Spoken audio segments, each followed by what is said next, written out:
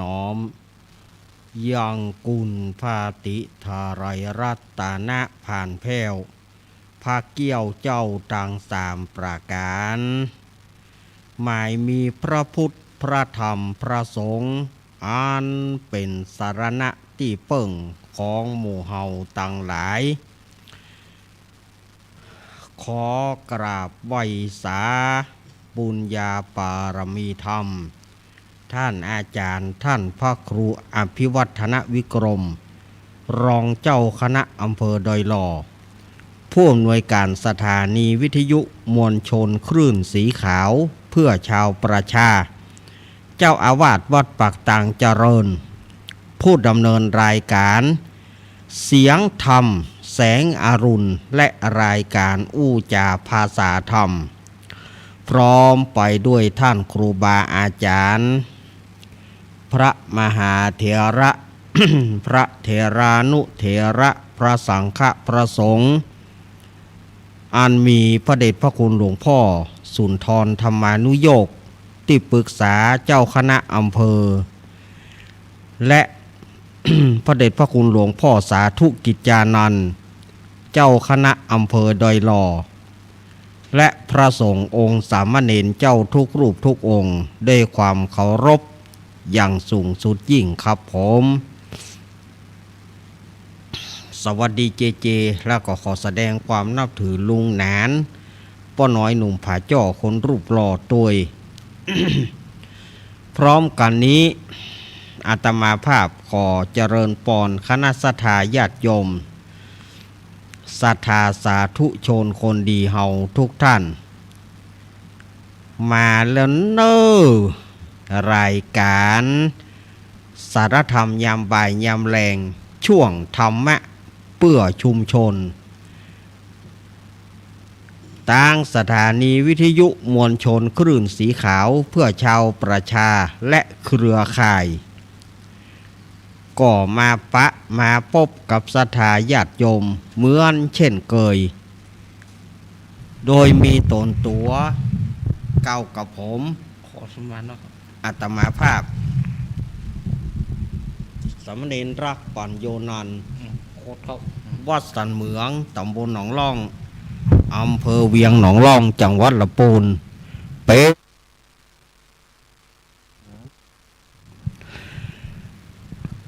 ก็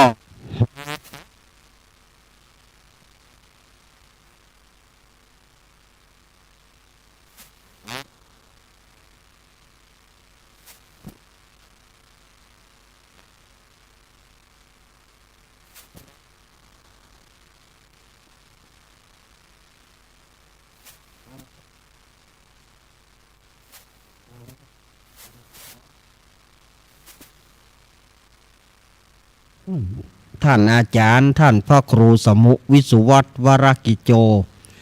สถานีวิทยุวัดพระบาทอุดมน้ำบ่อสาวาคลื่น100.25 เมกะเฮิรตซ์อำเภอฝางโดยเมตตาธรรมของพระเดชพระคุณหลวงพ่อสุจิตตานุรักษ์ด็อกเตอร์ท่านอาจารย์จำเริญโชติธรรมโมสถานีวิทยุมนเสียงธรรม106.25 เมกะเฮิรตซ์ตั้งอยู่วัดบุพารามตำบลจังเคิงอำเภอแม่แจ่มจังหวัดเชียงใหม่โดยเมตตาธรรมของพระเดชพระคุณหลวงพ่อมงคลวิสิทธิ์และท่านปรัตน์อุทัยทั้งสองท่านสองอุทัยสถานีวิทยุวัดศรีปันเงินเรดิโอวัดศรีปันเงินอำเภอสันปะตองจังหวัดเชียงใหม่สถานีวิทยุแม่วางเรดิโอ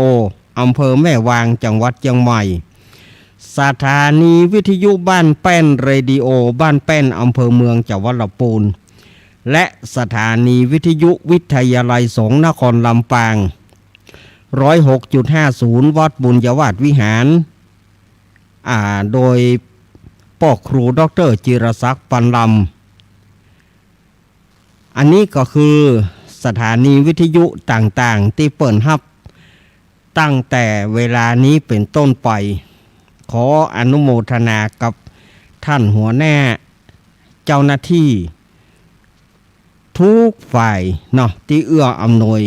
ต่อรายการนี้โดยดีเสมอมาปะกันวันนี้เป็นวันอังคารที่15กรกฎาคมพุทธศักราช2568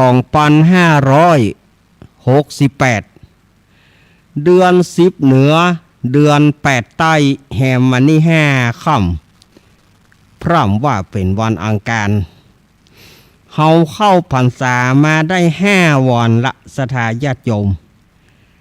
เฮาเข้าพรรษามาได้5วันละสถาญาติโยมก็วันเวลาก็รวดเร็วเนาะ กำเดียวก็ได้เดือนกำเดียวก็ได้เดือน เนี่ยสถาญาติโยมกรกฎาเผอแป๊บเดียวกรกฎาเข้าเกินเดือนละดู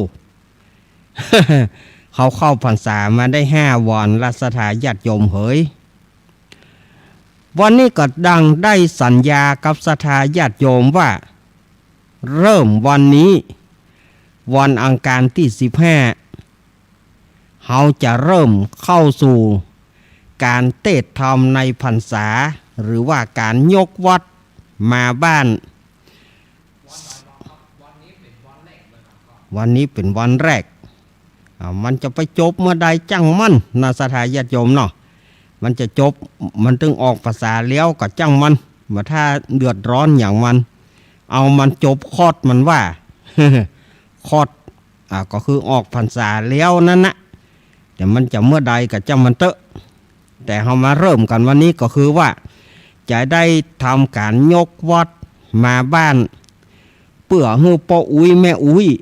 ที่บ่สามารถจะไปวัดไปวาได้แล้วก็ผู้ที่พิกลพิการผู้ที่ติดตั้งติดเตียงบ่สามารถที่จะไปฟังธรรมในวัดในวาได้ก็เอาที่เนี่ยเอาวิทยุเอาที่บ้านนั้นนะเอาวิทยุเนี่ยเปรียบเสมือนยกวัดถึงวัดมาในบ้านของสถาญาติโยมเพื่อสถาญาติโยมได้ฟังเหมือนกับสถาญาติโยมไปอยู่ในวัดในวานั่นนะจำลองเอาจากบรรยากาศในวัดในวาสู่สถาญาติโยมเนาะตอนนี้ก็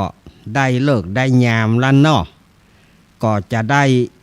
ทำการ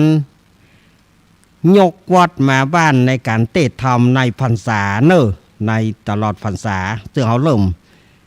ทางโซนใต้นี่เริ่มไปละเริ่มตั้งแต่วันอาทิตย์ที่ผ่านมาเพราะโซนใต้เขาได้ฟังโดยก็โซนใต้เขาก็ได้ฟังไปละแต่วันนี้ก็มาโซนเหนือโซนกลางของเขาซึ่ง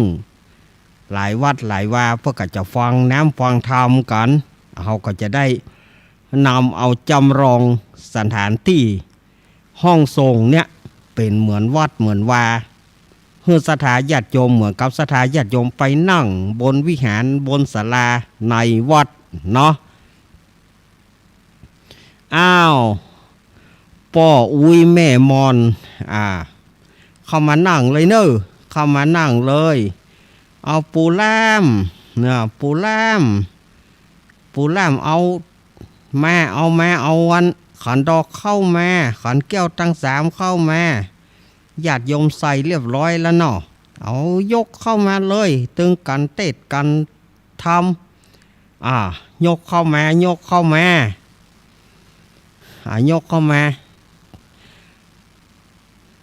เดท่านใดนั่งขวางทางก็หลีกทางฮื้อผู้ล่ามเขาเอายกขันดอกยกมาตำเลยตึงการเทศการทำเปิ่นหอมมาได้แต่ใดเปิ่นหอมมาคนเล็กคนน้อยเนาะเปิ่นหอมมาเปิ่นหอมมาก็เอาไปใส่กันเทศเนอะเปิ่นหอมมาก็ใส่กันเทศเนอะเข้ามาเรียบร้อยเข้ามานั่งตามอัธยาศัยนั่ง ก้าอี้เนอะมีเก้าอี้ปะเลอะปะเตอนั่งยากก็นั่งเก้าอี้ฮั่นป่อมันนั่งมอแม่นั่งพับเพียบไม่ยากก่อนนั่งเก้าอี้ฮั่นสูงจังมันว่าเป็นหยังเพราะว่าแต้นสังถึงสูงแต้นสังที่ตุเจ้านั่งมันสูงอยู่แล้วนั่งเก้าอี้อนุญาตเนอะแต่คะแนนว่าถ้าเตะทำจบแล้วก็โกนผายโกนมันเก็บโกนผายโกนมันเนอะ เก็บโกนผายโกนมันวันนี้สถานีวิทยุคลื่น104เป็นเจ้าภาพการเตะการทำเนอะวันนี้เอาเป็นแต่ละสถานีแต่ละวันไปเนาะการหน้าก็ฝังต่อไปก็แม่แจมต่อไปก็แม่วางสลับซับเปลี่ยนกันคนวันคนอังการเนาะวันนี้เป็นวันศีลเข้าพรรษาเนอะสถาญาติโยมปากันมาตั้งแต่เจ้าละว่าได้ป้อจานนันทานันทาเอาเจิญเลยเนอะเข้ามาก่อนเนอะเขาจะได้เลิกได้ยามได้ไหว้พระหับศีลเนอะต่อไปพ่อหลวงบ้านเฮามีไหนพ่อหลวงจิเตียนพ่อหลวงจิเตียนจิทูปปูชาพระรัตนตรัยเนอะญาติโยมที่ญาติโยมที่มาจากกรุงเทพจะฟังเทศด้วยจะฟังเทศฟังรู้เรื่องเปล่าเนี่ยโอ้โห อาจจะไปอู้กันเตื้อจะไปอู้กันเตื้อแต่กันเหลียวหลังก็อู้กันแน่ฮอดฟังธรรมแล้วบ่ฮู้เรื่องไงวะก็มาแต่เจ้าก็อู้กันแล้วบ่กล้าอีกเรื่องอู้กันนี่ จะไปอู้กันเถอะกะอันไหนอย่างหน้างมโกโง่อย่างไรกับโทรศัพท์น่ะโอ้แต่จะมาฟังธรรมก็ไว้มาพอโทรศัพท์ฮะ เอาพ่อหลวงจีเตียนเอาพนมมือพนมมือแล้วไหว้เนอะพนมมือแล้วไหว้ตัวจะไปจอแจกันเตื้อละงับฮับปากก่อน เขามาวัดแต่ละปีนี่นะให้ได้บาปไกได้บุญกับหัวเนอะบาปพ่องบุญพ่องเขา เอาเข้ามายังว่างนายนี่ยังว่างเข้ามากันไปนั่งอย่างตั้งนอกพุ่งฝนตกแล้วก็ยุ่งกันเนอะเกิดฝนมาก็มันขลึ่งมาแล้วนะเข้ามาศาลาวิหารกว้างปะเลอะปะเตอหยังนะเอาละงับฮับปากกันเนอะพ่อหลวงเฮาจิเตียนแล้วเอาโอนเวนประเคนไม้พ่ออาจารย์นันทาพ่ออาจารย์เนอะเอาเนอะมายังเนอะได้ถึงเวลาแล้วโล1 2 3ติดแล้วเนาะติดแล้วนะปนมมือกราบพระพร้อมกันเนอะกราบ1 กราบ2 กราบ3 อิมินาสกาเลนะพุทธังปุเจมิอิมินาสกาเลนะธัมมังปุเจมิอิมินาสกาเลนะสังฆังปุเจมิอะระหังสัมมาสัมพุทโธภะคะวาพุทธังภะคะวันตังอภิวาเตมิกาสวาคาโตภะคะวะตาธัมโมธัมมังนะมัสสามิกาสุปฏิปันโนภะคะวะโตสาวกสังโฆสังฆังนะมามิกาลุงนุยสว่างเมฆข ขอเจิญลุงหนุ่ยสว่างเมฆได้ประเคนขันศีลเนอลุงหนุ่ยสว่างเมฆหนึ่งในทีมงานธรรมะคลายเครียดเนาะลุงหนุ่ยประเคนขันศีลเนอ เอาปอแหนนสมตานศีลตะกันเนอมะยังพันเตติสาลาเนนาสหาปัญจศีลานิยาจามะทุติยมปีมะยังพันเตติมะตาติยมปีมะยังพันเตติสาราเนนาสหาปัญจศีลานิยาจามะนะโมตัสสะภะคะวะโตอะระหะโตสัมมาสัมพุทธัสสะนะโมตัสสะภะคะวะโตอะระหะโตสัมมาสัมพุทธัสสะนะโมตัสสะภะคะวะโตอะระหะโตสัมมาสัมพุทธัสสะ พุทธังสรณังกัจฉามิธัมมังสรณังกัจฉามิสังฆังสรณังกัจฉามิทุติยัมปิพุทธังสรณังกัจฉามิทุติยัมปิธัมมังสรณังกัจฉามิ ทุติยัมปิสังฆังสรณังกัจฉามิตติยัมปิพุทธังสรณังกัจฉามิตติยัมปิธัมมังสรณังกัจฉามิ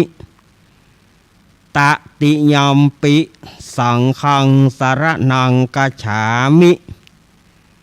ติสรณะขมนังนิธิตังอามะพันเตปานาติปาตาเวระมณีสิกขาปตังสมาธิยามิอะทินนาทานาเวระมณีสิกขาปตังสมาธิยามิ กาเมสุมิจฉาจาราเวระมณีสิกขาปตังสมาธิยามิมุสาวาตา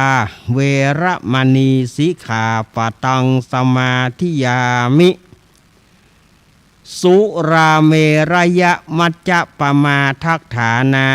เวระมณีสิกขาปตังสมาธิยามิ อิมานิปัญจสิกขาปทานิสีเลนะสุขติงยันติสีเลนะโภคสัมปทาสีเลนะนิพุติงยันติตัสสมาสีลังวิโสทะเยสาธุสาธุสาธุเอาภัยจะจุดเตียนซองธรรมฝ่ายที่จะจุดธูปปูจาธรรมจุดเตียนซองธรรมเอาไปจีนอกคุณเนอที่จะจีทูบนะเอาไปจีนอกพุ่นเลยเอาไปจีนอก เอาอัน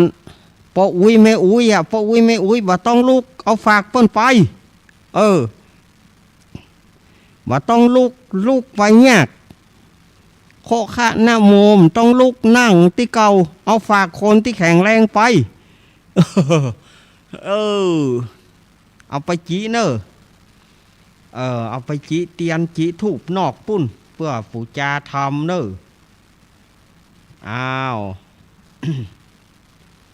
ญาติโยมที่จะจุดเทียนจุดธูปจุดข้างนอกนะโยมนะแล้วก็เข้ามานั่งที่พ่ออุ้ยแม่อุ้ยก็ บ่ต้องลุกไปเอากอกทรายกอกเตียนเอาฝากเปิ้นไปแล้วบื้นเพิ่นจะมาคืนฮื้อ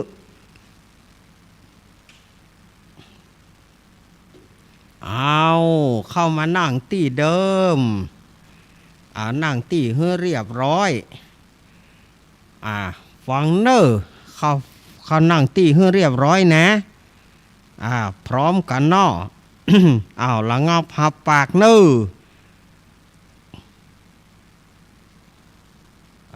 ละงับหับปากกันเนื้อเข้ามาเอาละต่อไปพ่ออาจารย์ จะได้อาราธนาธรรมลำดับต่อไปเจิญนิปานังเยกะละละมังเยกะสายังปันทิโตตังโนมากังอุทิชิตุงธรรมังธรรมามุตตมังปัจจังอาราธนังกะโลมะ วันนี้อาตมาภาพจะได้น้อมนำพระสัทธรรมเทศนาปื้นเมืองในเรื่องสุพรหมโมกขะหมาเก้าหางเหล่าฮึสถาญาติโยมมาเตดมาเหล่าฮึสถาญาติโยมเนต่อไปก็จะได้เตดเป็นระบำทำนองสักน้อยแล้วก็จะได้มาเล่าทำให้สถาญาติโยมได้ฟังกันเนาะในช่วงที่ว่ายกวัดมาบ้านเตดทำเข้าพรรษาวันนี้เอาทำสุพรหมโมกขะมาเก้าหางปิกมาเตดมาเล่าให้สถาญาติโยมได้ฟังนะ นะโมตัสสะภะคะวะโตอะระหะโตสัมมาสัมพุทธัสสะสาธะโวฟังราโสตุจะแนสัพปุริสะตังลายตั้งยิ่งใจมวลหมู่อันเข้ามานั่งอยู่หลายหลามฮับศีลงาม85เปื่ออยู่ท่าฟังธรรมในการวาดนี้แล้วก็เป็นวันพระแรกแห่งการเข้าวสาศรัทธาตั้งหลายมวลหมู่ก็พร้อมกันเนาะตกแต่งพร้อมนำมายังบุพภาลาจาดวงดอกเขาตอกดอกไม้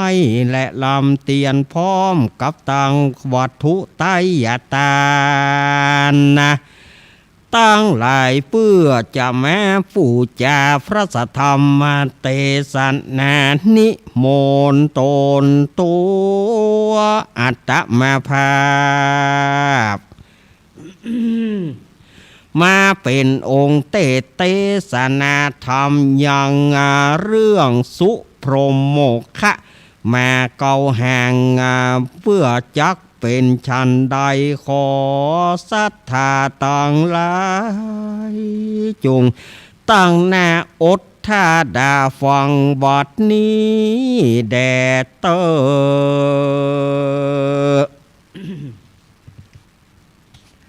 อาตมาภาพขอความสุขกายสุขใจความเจริญในธรรมจงบังเกิดแก่ศรัทธาญาติโยมสาธุชนคนดีทุกท่านวันนี้เป็นวันพระแรก ของการเข้าพรรษา 2568 มาจุจอดรอดเติงตันยังมุลศรัทธาตั้งหลายบัดนี้อาตมาภาพจะได้เล่าธรรมเรื่องสุพรหมโมกขะ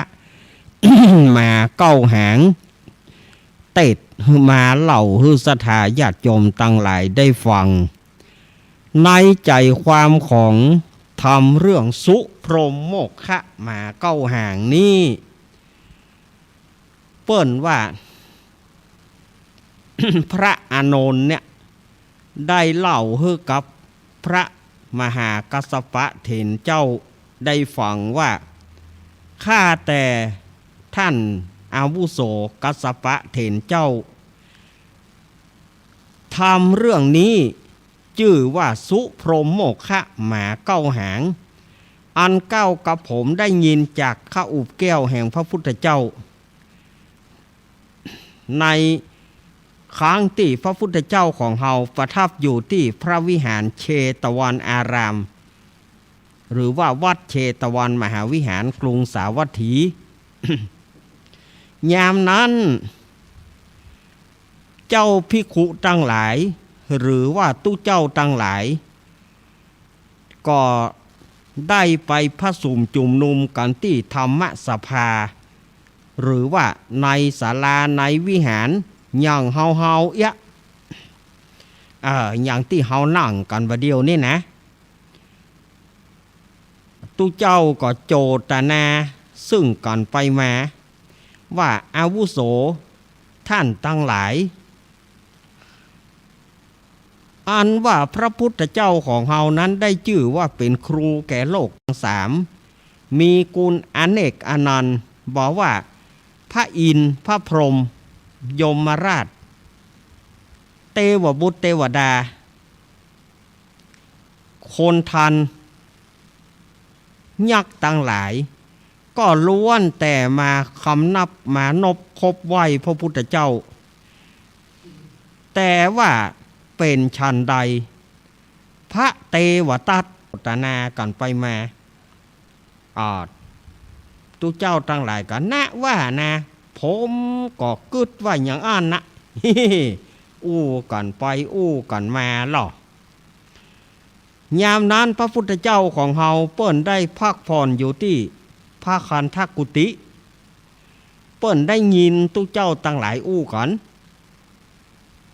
เปิ้นก็ว่าถึงเวลาแล้วหนอที่เราตถาคตจะได้เตดโพดตุเจ้าตั้งหลายและบรรดาพุทธบริษัทจำกัดมหาชนทั้งหลาย ได้เวลาแล้วหนอ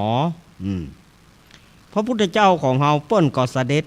ลีลาจากพระคันธกุติเข้าไปนั่งบนแท่นเกี้ยวเมื่อเข้าไปนั่งบนแท่นเกี้ยวแล้ว ตุเจ้าทั้งหลายก็รำงับหับปากบ่อู้บ่จาก่อนเงียบกริบองค์สมเด็จพระสัมมาสัมพุทธเจ้าก็เลยถามว่าตุเจ้าทั้งหลายตะกี้ท่านเขาอู้กันเรื่องบ่สัง ตะกี้ท่านเขาอู้กันเรื่องยางยายว่าหอนเฮามาอย่าว่าดักกันเหียย่ำอู้กันนี่เนาะตุปอก็จิตุปีก็จิตุลุงต่างคนต่างจิกันเอาปลามาโยนใส่หลวงพ่อไทยหรอหลวงพ่อไทยนะก็เริ่มไม่เกี่ยวกับฉันนะเนี่ยเขี้ยวก็มีหรอเขี้ยวว่าววอมแวม เนาะไม่เกี่ยวกับฉันแน่วะยามนั้นก็มีตู้เจ้ารูปหนึ่งยกมือไหว้พันเตภะกวาข้าแต่องค์สมเด็จพระสัมมาสัมพุทธเจ้าก็ผมเขาอู้กันเรื่องพระองค์เนี่ย เป็นยอดแห่งครูยอดเป็นครูแก่โลกทั้งสามมีคุณอเนกอนันต์ต่อโลกมนุษย์สวรรค์ต่างๆเป็นที่เคารพนับถือของเหล่าเทวดากลุ่มพันยักษ์ตั้งหลายแต่ว่าเป็นชันไดพระเทวทัตปองก็จะฆ่าพระองค์กับผมเขาอู้กันเรื่องนี้พุทธเจ้าค่ะนี่พระพุทธเจ้าเพิ่นก็เลยบอกว่าตู้เจ้าตั้งหลายเฮ้ยอันว่าเทวทัตปองจะฆ่าเฮานั้นบ่ใจจัดนี้จัดเดียวปางเมื่อเฮาเตียวในวัฏสงสารปางเมื่อเฮาเป็นเจ้าสุพรหมโมฆะเทวทัตข้ามเฮานี่จนเข้าดินเข้าหญ้าในสุดท้ายบาปกรรมก็ตกแต่มันในตอนนั้นพระพุทธเจ้าเพื่อก็เล่าเตี้ยนะแล้วฝนก็ลำงับหับปากหับเข้าอุบแก้ว ยามนั้นตู้เจ้าตนตะกี้รูปตะกี้ก็ยกมือขึ้นไหวพันเตภะกวาข้าแต่องค์สมเด็จพระสัมมาสัมพุทธเจ้าอ่านว่านิทานจาดก่อนของพระองค์ผมเขาก็ยังบ่ฮู้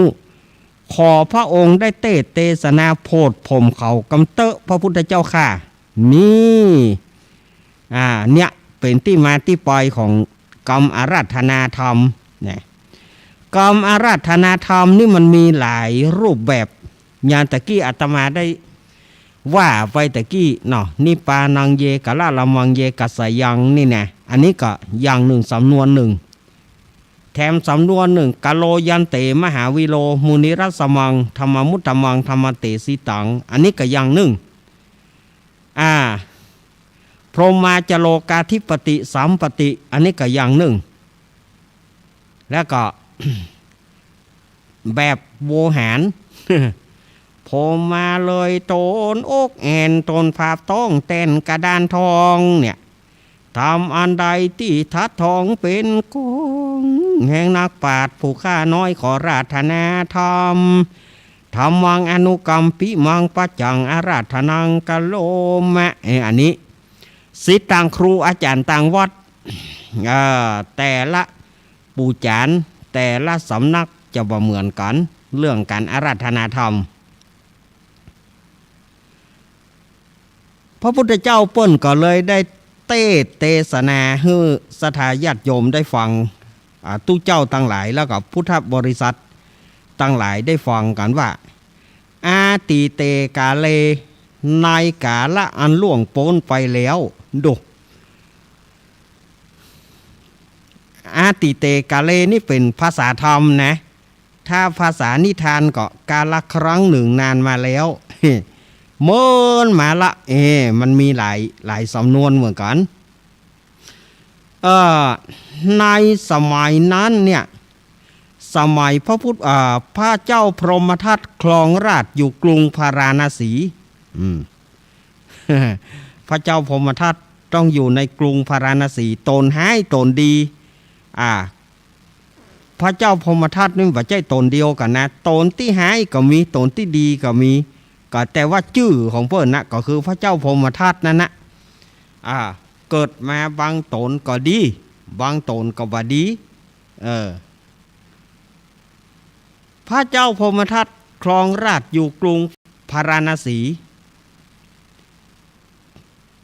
แต่ว่าพระเจ้าพรหมทัตองค์นี้เนี่ยเป็นกษัตริย์ที่บ่ดีเอาเปรียบกดขี่ข่มเหงไพ่ฟ้าประชาชนเพื่อได้รับความเดือดร้อนเปิ้นว่านะแล้วเปิ้นก็ตัดตอนมาจนถึงว่าที่นอกเมืองไปชนบทไปมีเจ้าตุ๊กตาสองผัวเมียอาศัยอยู่กระท่อมน้อยปลายนานี่เนาะ ตูบน้อยปลายนาเอาฮับจ้างโบหลัวนึ่งเข้าฮับจ้างต่ำเข้าสมัยก่อนเนาะมันบ่มีห้องสีบ่มีอย่างเตือต่ำเข้ากันต่ำเข้ามองนี่นะต่ำเข้าย่ำมองนี่อาตมายังได้ย่ำตัวเขาอยู่เป็นละอ่อนไปลู่ย่ำมองตะเปิ่นมองนี่ภาษากลางว่าโคกกระเดืองภาษากลางว่าโคกกระเดืองบ้านเฮาฮ้องว่ามองมองต่ำเข้าไผใครไปพอมองต่ำเข้า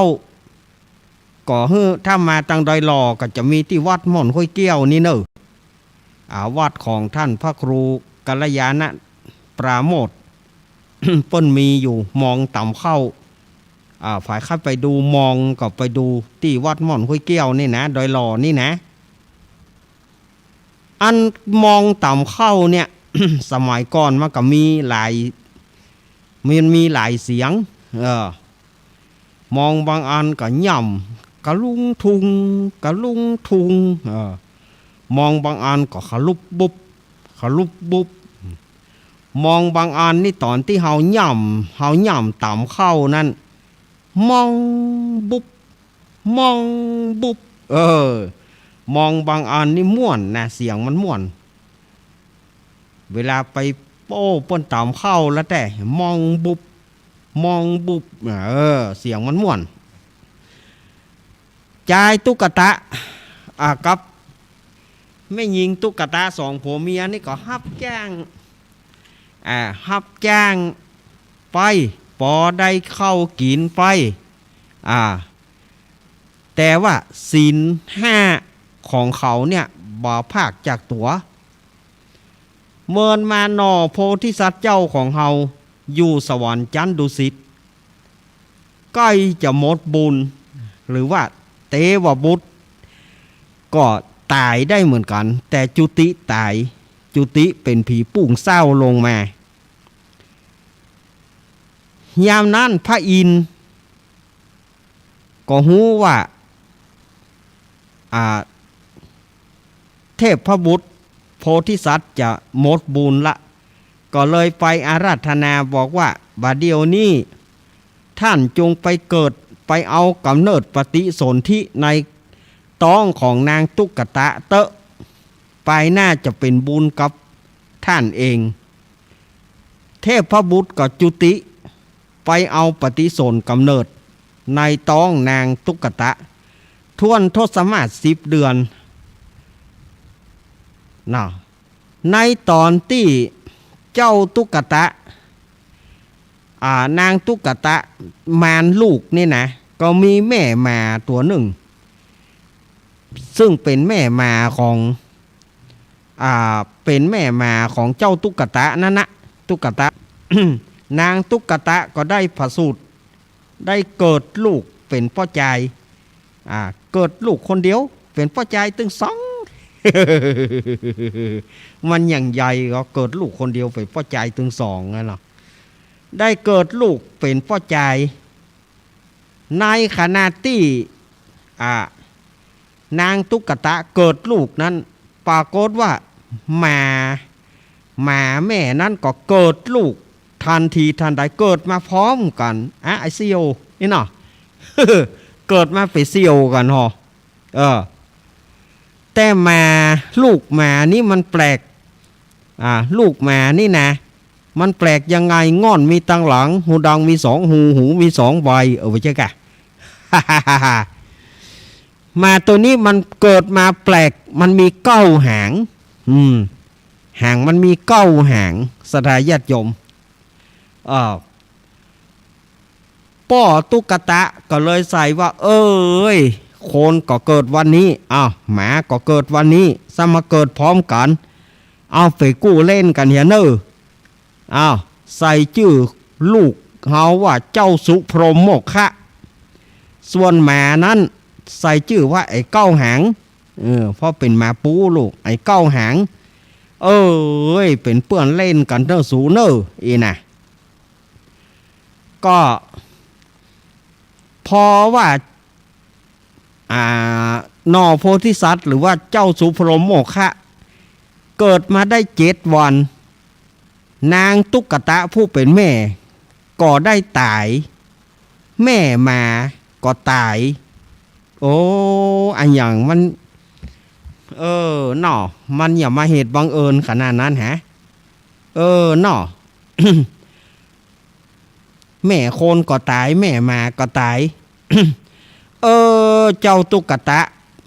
ผู้เป็นป่อก็ลูกเฮ้ยกล่อมของแม่เจ้ามาอย่างไอ้9 หางมึงก็แม่มึงก็ตายแม่เมียกูก็ตายเอากูจะเลี้ยงสู่เขาเนี่ยเนอะเลี้ยงถึงลูกโคนลูกหมาเนี่ยเนอะวันเนอะตามมีตามเกิดเนอะบ่าก็เลี้ยงกันมาเนาะหาผลละหมากหลากไม้เลี้ยงกันไปเลี้ยงถึงลูกคนเลี้ยงถึงลูกหมาจนเจ้าสุพรหมเนี่ย ใหญ่มาอายุได้10 กว่าปีส่วนอันว่าป้อตุ๊กตานั่นก็ได้เป็นโรคาอาพาธทำละได้เกิดเป็นเปียทิเป็นพยาธิเป็นโรคาอาพาธเป็นพยาธิเจ็บไอไข้เมื่อยเพราะว่าเงินบ่มีจะซื้อยาจะซื้อยาก็บ่มีหนาวสั่นโจะป้อ ตุกตะก็หันว่าตัวเก่านี่อยู่ตึงมันได้ละก็เลยห้องเจ้าสุพรหมบอกว่าสุพรหมเฮ้ยบาเดียวนี่นะป่อนี้จะอยู่กับเจ้าบ่ได้ละเนอป่อนี่ตึงจะตายละเพราะว่าป่อเป็นโรคป่อเป็นเมื่อยเป็นไข้จะกินยาปากใดก็บ่หายจะไปซื้อยาจะไปหาโรงหมอโรงยุกโรงยาก็มีสตางค์ไปถ้าป่อตายไปแล้วนะลูกจะไปบอกคือไผเนอไปบอกคือไผเฮามีอย่างเลี้ยงเปิ้นเข้าเม็ดหนึ่งก็บ่มีเลี้ยงเปิ้นเฮือลูกเนี่ยเอาเจือกกล้วยนะฟันเจือกกล้วยมาซุบคออีป่อให้อินดูเจนล้ำฟันเจือกกล้วยซุบคออีป่อเนอแล้วลากไปถ้าหัวอีป่อคล้องที่ไหนหัวอีป่อสะดุดที่ไหนขลึกตึกก็ให้ลูกใส่เหี้ยวไว้หั่นแล้วก็ปลูกบะเต้าบะแตงบะฟักบะแฟงฟักแฟงแตงโมชโยโหหิวนั่นนะ ฟักแฟงแตงปลูกฟักแฟงแตงโมชโยโหหิวปลูกหั่นนั้นข้าวป้างข้าวโพดอย่างเฮามีปลูกเอาหวานไว้หั่นเลยอีล้อว่าแล้วปอกก็ตายไปเจ้าสุพรหมนี่ก็ลากไปจนทิศเหนือทิศใต้ทิศตะวันตกไปถึงทิศตะวันออกแจงใต้หัวป่อไปคล้องอยู่หั่นตึกเนาะเจ้าสุพรหมก็ได้ใส่เหี้ยวป่อเอาไว้พอป่อบ่ฮื้อฝังใส่เหี้ยวไว้แล้วก็เอาฟักแฟงแต่งเต้าเนี่ย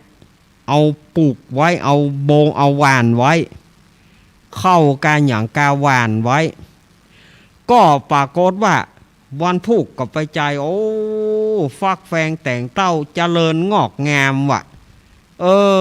ฟักแฟงแต่งเต้าเจริญงอกงามใหญ่วันใหญ่ขึ้นเป็นหน่วยทันทีทันใด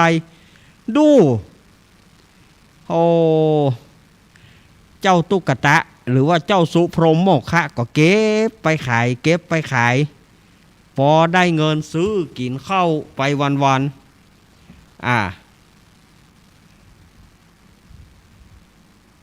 ทีนี้ย้อนมาถึงนางเทพธิดาชื่อว่านางจันทิมาเทพธิดานางจันทิมาเทพธิดานี่ก็จะหมดบุญเหมือนกันพระอินทร์ก็เลยบอกว่านางจันทิมาเทพธิดาเหยว่าเดี๋ยวนี้เจ้าจะหมดบุญแล้วเนอแต่เจ้าจงอยู่ในไข่นี้ถ้าเจ้าจุติเจ้าจงจุติอยู่ในไข่นี้แล้วข้าจะส่งลงไปที่ให้ของเจ้าสุพรหมโมฆะวานแล้วก็นางจันทิมาเทพพระบุตรนางจันทิมาเทพธิดานี่ก็จุติเมื่อจุติแล้วก็พระอินทร์ก็เอาไข่เอาเปลือกไข่เนี่ยมาหับไว้นางก็เกิดอยู่ในไข่เมื่อนางเกิดอยู่ในไข่นั้นพระอินทร์ก็เลยเอาไปเอาลงมาไว้ที่ให้บะแตงบะเต้าของเจ้าสุพรหมนี่นะลูกเจ้ามาเจ้าสุพรหมก็ไปเก็บฟักแฟงแต่งเต้าหน่วยบ่ฟักบ่แฟงบ่แตงบ่เต้าฟักเกี่ยวฟักมนอย่างต่างๆเนี่ยบ่น้ำกาอย่างกาเพื่อจะเอาไปขายมาเก้าหางก็ไปโตยเขาไปเสี่ยวกันเลี้ยงอยู่ด้วยกันมาวันนั้นเจ้าสุพรหมก็ไปเก็บบะแตงบะเต้าส่วนว่าหมาเก้าหางนั้นมันก็ไปหันใส่หน่วยไข่นะหน่วยไข่หรือว่าไข่หน่วยหลวงนะหมาเก้าหางนี่มันก็เห่าอยู่หั่นนะทีนี้ เจ้าสุพรหมก็บอกว่าเก้าหางเห่าหยังแน่ไอเซียวชิงเห่าหยังนี่เนาะ มาเก้าหางมันก็เห่า เฮาวงวงไอเซียวนี่เฮาอย่างแฮเจ้าสุพรหมนี่ก็ไปพอเมื่อเจ้าสุพรหมไปพอก็โหไปหันใส่ไข่แล้วนี่ไข่หน่วยหลวงว่าไข่ไก่กับพระเจ้าไข่แฮนกับพระเจ้าไข่หยังนี่หน่วยแตะหน่วยว่าเอาไปไว้กับเอาไปไว้บนเอาไปไว้หอไว้เฮือนเฮาดีกว่าเว้ยถ้ามันเป็นอย่างก็ก้อยว่ากันอีกกันเนาะเจ้าสุพรหมนี่ก็เลยเอาไข่นะเอาไข่หน่วยหลวงนะเอาไปไว้ที่ตูบน้อยการว่าเจ้าสุพรหมบ่อยู่นางเทพธิดานี่ก็ออกมานึ่งเข้าหุงแกงเฮ้อเจ้าสุพรหมปิกมาโหไผ่มาเนี่ยกินเฮ้อเฮานี่ไผ่เนี่ยฮะก็ไผ่ก็มีป่อเฮาก็มีละแม่เฮาก็มีละก็ว่ามีไผ่มานึ่งเข้าหุงแกงเฮ้อเฮานี่ก็เป็นนิยะตึงวันหนึ่งก็เลยลักมอบแต่งทำทีเป็นไปกาดนางเทพธิดาก็ออกมาจากไข่เจ้าสุพรหมก็เลยถามว่าโอ้นางเป็นไผเป็นผีบ้านผีเฮือนกันอย่างใดก็ข้าเจ้าออกจากไข่เนี่ยมาเลี้ยวจะฮื้อปี่ห้องเจ้าว่าอย่างใดห้องว่านางจันที่มาหรือว่านางไข่ฟ้าก็แล้วกันก็นางไข่ฟ้ากับเจ้าสุพรหมนี่ก็เลยได้อยู่ด้วยกันเป็นสามีภรรยากันนะมีอย่างก็เจ้าสุพรหมก็เอาฟักแฟงแต่งเต้าไปขายถึงวันอย่างเงี้ยมีอยู่วันหนึ่งพระเจ้าพรหมทัตออกไปประพาสป่าเพื่อไปล่าสัตว์ล่าสิ่งก็ได้ไก่ที่ตูบน้อยของเจ้าสุพรหมไปเมื่อไก่ตูบน้อยเจ้าสุพรหมนั้นพระเจ้าพรหมทัตก็ได้ไปทอดพระเนตรหันนางจันที่มาไข่ฟ้าก็เกิดฮักขึ้นมานั่นไปฮักเปิ่นไปฮักนางจันที่มาไข่ฟ้านี้แล้วก็ถามว่ามันเป็นเมียไผเขาก็บอกมันเป็นเมียไอ้ตุ๊กตะชื่อว่าสุพรหมโมฆะกูเขาได้เมียมันเขาได้แตะเขาได้ว่ากูเขาได้เมียมันกูจะฆ่ามันแต่กูจะต้องฆ่ามันด้วยวิธีการอันแยบยลจะต้องหล่อลวงให้มันโจรแต้มได้เมื่อมันโจรแต้มแล้วกูจะฆ่ามันแล้วกูจะเอาเมียมันฮ่าเนี่ยเจ้าพรหมทัตนะพระเจ้าพรหมทัตฮ่าวะ เสร็จแล้วก็บอกประพาสป่าละอุ่นใจจะได้เมียข้าได้นางจันที่มาไข่ฟ้านี่ก็เลยปิกเสด็จกลับเมื่อเสด็จกลับแล้วก็ห้องเสนาอามาตย์ห้องอามาตย์คนหนึ่งเข้ามาบอกว่าไปห้องไอ้สุพรหมไอ้ตุ๊กตะมากำกูจะใจโกนอุบายจุมันเพื่อมันเอางัวมาโจรกับกูถ้างัวมันการกูจะฆ่ามันจะเอาเมียมันอามาตย์ก็ไปเมื่อไปถึงตูบเจ้าสุพรหมก็ไปห้องเจ้าสุพรหมว่าเฮ้ยไอ้น้องเจ้าเหนือหัวห้องเว้ยไปด่วนมีเรื่องอย่างกะไอ้ก็บอกฮู้เหมือนกันนะเจ้าเหนือหัวห้องเว้ยเจ้าเหนือหัวห้องละถ้าจ้าจะโดนตัดหัวนะนี่หรอเจ้าสุพรหมก็เลยไปกับอามาตย์เมื่อไปถึงก็ถวายบังคมพระเจ้าพรหมทัตก็บอกว่าไอ้ถ้อยมึงอย่างใดมึงมีเมียงามตัวมึงตุกไม่จะตายมึงอย่างใดมีเมียงามเจ้าสุพรหมโมฆะก็เล่าให้ฟังเอาอย่างอีวันพูกเมื่อเจ้า มึงเอางัวมาโจรกับงัวกูถ้าว่างัวกูการกูจะยกบ้านยกเมืองกูจะยกทรัพย์สินสลิงคารยกเมืองนี้ให้แก่มึงแต่ถ้างัวมึงการกูจะฆ่ามึงแล้วเมียมึงก็เป็นของกูไปได้แล้วทหารทรงแขก ทหารทรงแขกกว่าสถาญาติโยมเหยมาถึงตอนนี้เวลาช่วงแรกของอาตมาหมด ส่งแขกว่าได้ละเวลาช่วงแรกหมดเอาก็เดี๋ยวก็มาปากันช่วงที่สองแล้วก็จะมีการสุมาโคตรงโคตานถวายก็เดี๋ยวก็เนอะอาตมาพักยกกำเดียวเพื่อเปลี่ยนสปอร์ตรายการกำเดียวกำเดียวก้อยมามาจากกันแถมไม่เนอะรออาตมากำเดียวเนอะเจริญปอน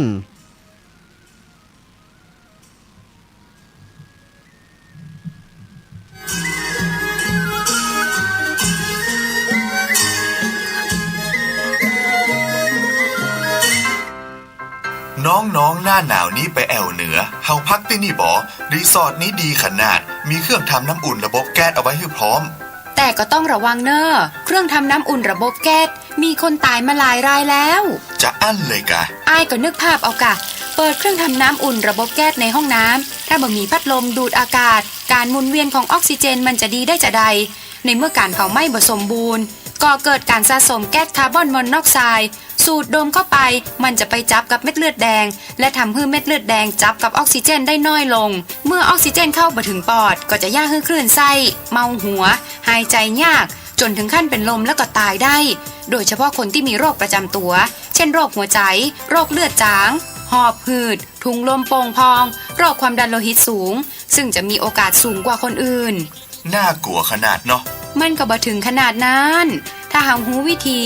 คือถ้าอาบน้ำด้วยเครื่องทำน้ำอุ่นระบบแก๊สบอดี้อาบเกิน10 นาทีจะต้องเปิดพัดลมระบายอากาศหรือให้อากาศถ่ายเทได้ดีอันนี้ก็จะช่วยได้นักถ้าหมู่เฮาแค่หูข้อมูลเพิ่มเติมโทรสอบถามได้ที่กลุ่มสื่อสารความเสี่ยงและพัฒนาพฤติกรรมสุขภาพสำนักงานป้องกันควบคุมโรคที่1เชียงใหม่053-140-774-6หรือสายด่วน1422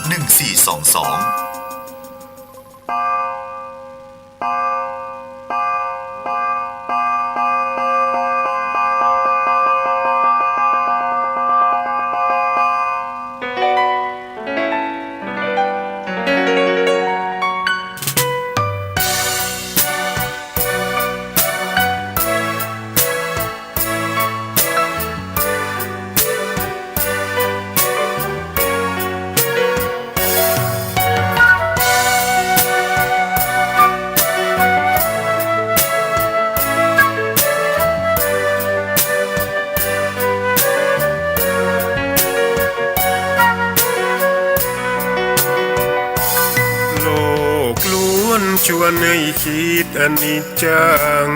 ทุกสิ่งไม่ยั่งยืนจีรังย่อมผุพังตามกาลเวลา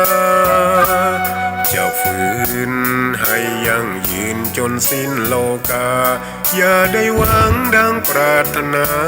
องค์พระพุทธาท่านตรัสสอนไว้เกิดแล้วคงไม่แคล้วต้องชราแก่อาคราวแก่สมปัญญาทั่วภารามีทมไปเจ็บทุกข์ย่อมเวียนวนมีพ้นใครๆสัตว์โลกล้วนรู้แน่แก่ใจเกิดแก่เจ็บตายหลีกไปไม่พ้นใครหลงคิดหลงติดอัตตาว่าใจแจ้งกมลแม้นใคร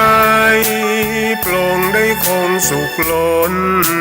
ชีวิตมีมองมนเกิดมาเป็นคนสมบูรณ์ดับหา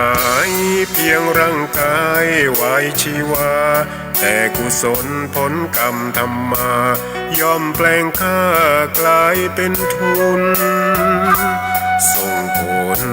ให้ทุกคนเวียนวนไม่สูญสุขและทุกข์เป็นไปตามทุนที่พวกคุณได้ก่อทำมา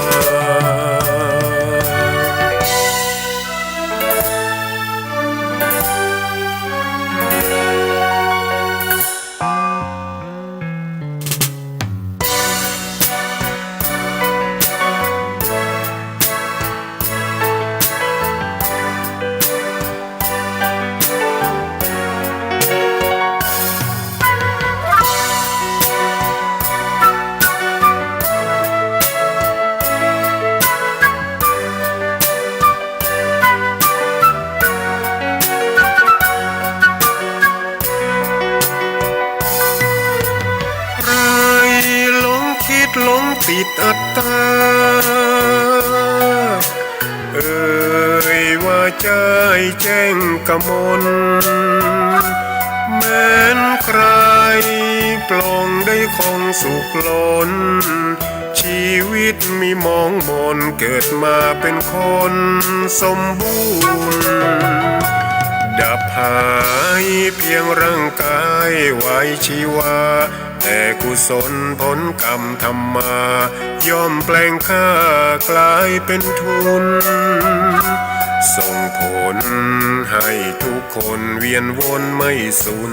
สุขและทุกข์เป็นไปตามทุนที่พวกคุณได้ก่อทำมา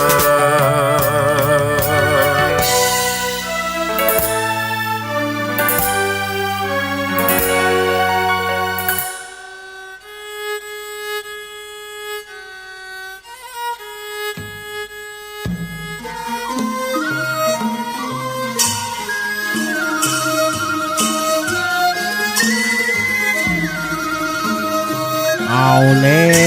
วสถาญาติโยมสาธุชนทั้งหลายมาถึงช่วงที่2ของรายการสารธรรมยามบ่ายยามแรงช่วงธรรมะ เพื่อชุมชนโดยอาตมาภาพสามเณรรักปัญโยนันท์กอบมาถึงช่วงที่2แล้วเนอตะกี้ก็เล่าทำกับลังม่วนเนาะความจริงมันก็เหลือหำน้อยเดียวว่าได้มันพอจะจบละ เวลาหมดเถียก่อนละกองหมดยกเถียก่อนเมื่อละกองหมดยกก็ต้องหยุดก่อน มาถึงช่วงที่2ก็จะเล่าต่อแล้วเนอะตะกี้ย้อนไปถึงพระเจ้าพรหมทัตไปเมานางไข่ฟ้าแล้วก็อมาตย์ไปห้องเจ้าสุพรหมมาแล้วก็บอกว่า วันพุกนี้มึงเอางัวมาโจรกับกูงัวกูถ้างัวกูการกูจะบ้านเมืองทรัพย์สมบัติแก่มึงแต่ถ้างัวมึงการมึงตายกูเอาเมียมึงแต่กี้ได้เล่ามาถึงนี่นะ เจ้าสุพรหมก็ปีกไปเมื่อปีกไปถึงตูบไปถึงกระท่อมก็ไปนั่งให้สถาญาติโยมไปนั่งให้นางไข่ฟ้าก็ถามว่าเจ้าปี้แย่หยังไปเฝ้าเจ้าเหนือหัวเจ้าเหนือหัวเปิ้นด่ากาเปิ้นแย่หยังถึงเจ้าปี้ถึงมานั่งให้หยังบอกให้น้องเหรอไข่ฟ้าเหยเฮาแหล่งใดแหล่งตุกเจ้าเหนือหัวเคกันเคแตะเขว่าหิหยังบาเดียวเนี่ยบอกว่าวันพุกเนี่ยปี่เอางัวไปโจรถ้างัวปี่การ เจ้าเหนือหัวจะฆ่าปี่แล้วเอาน้องไปถ้างัวปี่แปะจะทรัพย์สมบัติจะเข้าของต่างๆแต่เฮาตุกเฮาอยากนี่กะจะไปเอางัวที่ไหนไปโจรกับงัวเจ้าเหนือหัวนะปี่เลยบ่ม่วนใจปี่เลยมานั่งให้นี่นางไข่ฟ้าก็เลยบอกว่าโอ้เจ้าปี่เหยดักเหียดักวันพุกนี่นะเจ้าปี่เกี่ยวแย่แล้วไปอยู่หิมตางงั้นเนอแล้วเอาเจือกไปโตยแล้วจะมีงัวตัวหนึ่ง มาถามเจ้าปี่แล้วเจ้าปี่จึงเอาหญ้าให้มันกินแล้วก็มัดจูงไปรับรองว่างัวตัวนี้จะเอาชนะงัวของเจ้าเหนือหัวได้เจ้าปี่มันต้องกลัวมันต้องให้ดักเหียว่าอันเจ้าสุพรหมก็แต่กันนอให้นอมาถึงตันนี่สถาญาติโยมทำผูกแรกจบ ทำผูกแรกจบไปเหียละทำเรื่องสุพรหมโมฆะหมาเก้าหางผูกเก้าผูกแรกจบไปวันอังคารหน้าก็ก้อยมาต่อเนาะวันอังคารหน้าก็ก้อยมาต่อว่าเจ้าสุพรหมจะได้งัวไปโจรกับงัวของพระเจ้าพรหมทัตได้หรือว่าบ่ได้อย่างใดวันการหน้าก้อยฟังเนาะการนี้ก็จบกันแต่อีก่อนนะ นิธิตังขีญาสังวันนะนาวิเศษจาห้องเหตุยังธรรมสุพรหมโมฆะแม่เกาหางผูกเก้าก็บังกลมสมเรสเดสาตุสาตุสาตุทำจบไปแล้วสถาญาติโยมต่อไปก็ป่ออาจารย์จะได้สู่มาขันเกี้ยวตั้งสามแล้วก็เนาะป่ออาจารย์จะได้สู่มาขันเกี้ยวตั้งสามก่อนที่จะกล่าวกำถวายแล้วก็จะได้ประเคนการเทศน์การทำเพื่อกับพระสงฆ์องค์เจ้าที่เปิดเทศน์ในวันนี้ละป่ออาจารย์ ป่อล่ามจุดเตียนเดี๋ยวแล้วก็เยิงขันจุดเตียนและเยิงขันป่ออาจารย์จะได้สู่มาแก้วตั้งสามบ่ฮื้อได้เป็นบาปเป็นกรรมกับสถาญาติโยมเนาะ ป่อแหนนสู่มาขวตาลสู่มาขันแก้วตั้งสาม สู่มาขันแก้วตั้งสามกันโยสันนิสิโนวาราโพธิโมเลมารังสะเสนังมหันติงวิจโยสัมโพธิมากันจริงว่าอานันตัญญาลโนโยโลกุตตโมตังปนามามิพุทธังตังปนามามิธัมมังตังปนามามิสังฆังสาธุสาธุสาธุโอกาสะพันเตกะแต่ปาติทาไรรัตนพานแผ่วพระเกี่ยวเจ้าดังสามประการและปาปัญจะเกี่ยวเจ้าหาจำพวกอันมีสรีสัพพัญญูพระพุทธเจ้าตนเป็นเก้าเป็นปาตานเกี่ยวตั้งสามจุแห่งจุตีโนบน้อมกลีปูจาพระขาวาอ่านว่ากุลพระพุทธเจ้ามี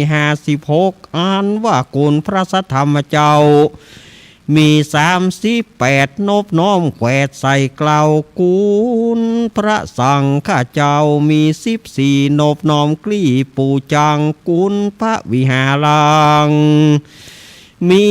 80,000ยกย่อยื่น4ปันดวงนบปันพวงพระบาทพระธาตุเจ้าเจดีย์ตั้งก็ไม่สลีมหาโพธิ์ผู้คาตั้งหลายจะขอสุมาลาโตษ ขอได้โปรดคุณนาบัดนี้ไม่มีศรัทธาผู้ข้าตั้งหลายก็ได้ปากันมารักษาศีลเมตตาภาวนาได้ฟังธรรมเทศนาก็เป็นการบัวระมวลดี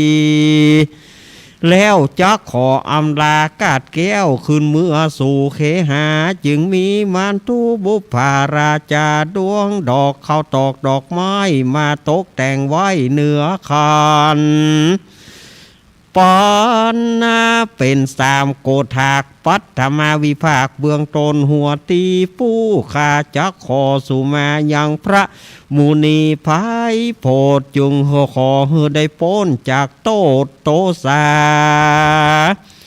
ส่วนนาทุติยาวิภาคโกธากอันทวนสองผู้ข้าปองแต่งไว้ยกยื่นให้ทุนตาม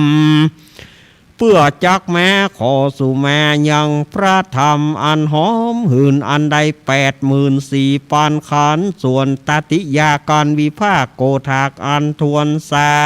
ม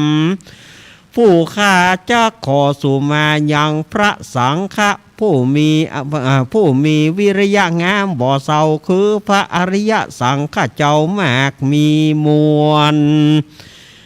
บางเตื้อผู้ข้าได้พิษผวนโดยกายะวจีมโนมินสันนามีใจบ่เตียงมันกึดสอดดันผิดไปได้ลงไหลบ่ตันได้สังเกตได้ละเมิดยามเดียวอันหนึ่งยามได้นั่งยืนนอนเตียวคู่เหยียดกลัวว่ามันจะผิดระเบียบกองธรรมร้อนได้รูปกำบีบนวดยามเมื่อเจ็บปวดกายาเกสาโลมาละหล่นได้ปากโป้นเสียงดัง กลัวว่าจักเป็นโดยวจีกรรมกำปากหลอนได้กาวกรรมหยาบจ้าเลี้ยวไหล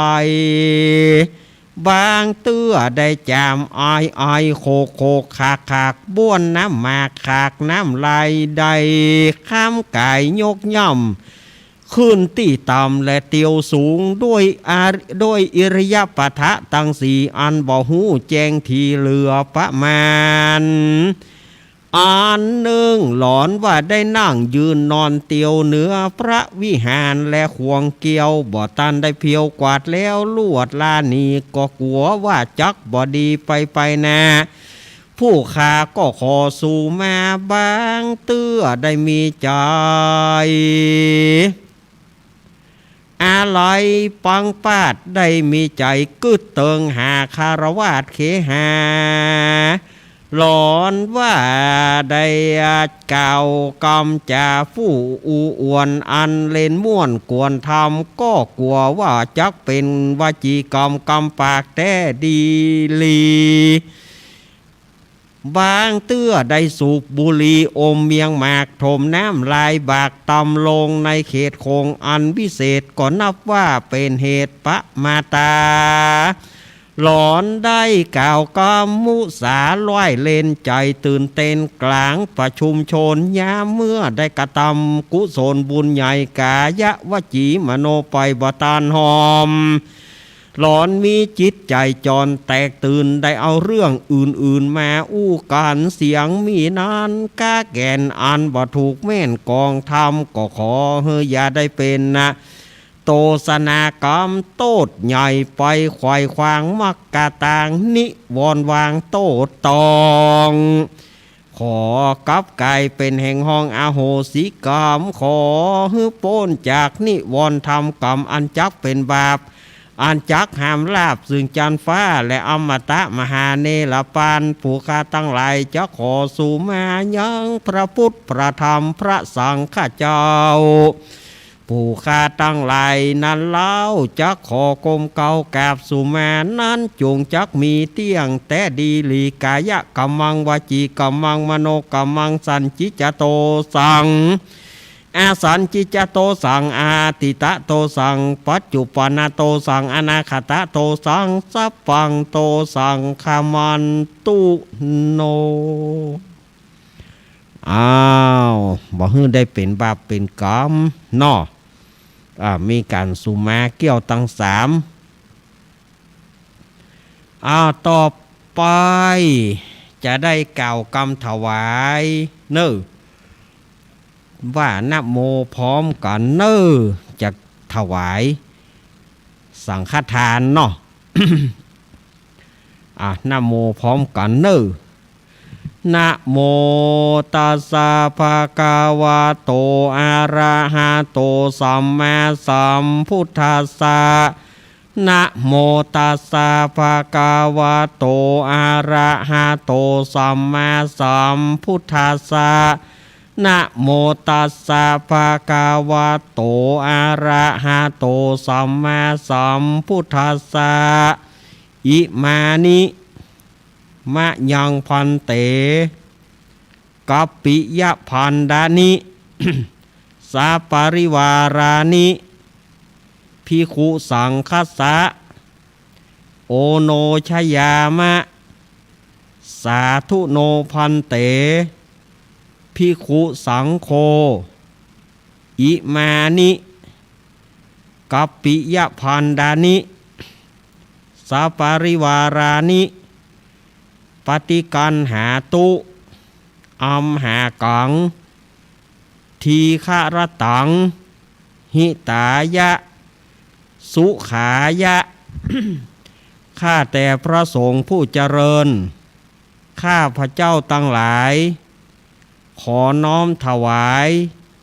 กัปปิยพันธ์กับตั้งบริวารตั้งหลายเหล่านี้แด่พระสงฆ์ขอพระสงฆ์จงรับกัปปิยพันธ์กับตั้งบริวารตั้งหลายเหล่านี้ของข้าพระเจ้าตั้งหลายเพื่อประโยชน์และความสุขแก่ข้าพระเจ้าทั้งหลายสิ้นกาลนานเทินสาธุอ้าวต่อไปเป็นการประเคนเนอวันนี้เจ้าภาพก็คือ 104.50 เมกะเฮิรตซ์เป็นเจ้าภาพการเทศน์ในวันนี้ทีมงานธรรมะคลายเครียดทีมงานธรรมะคลายเครียดเป็นเจ้าภาพการเทศน์ในแรงวันนี้ต่อไปพ่อหลวงบ้านเฮาประเคนพระพุทธพระธรรมต่อไปนะ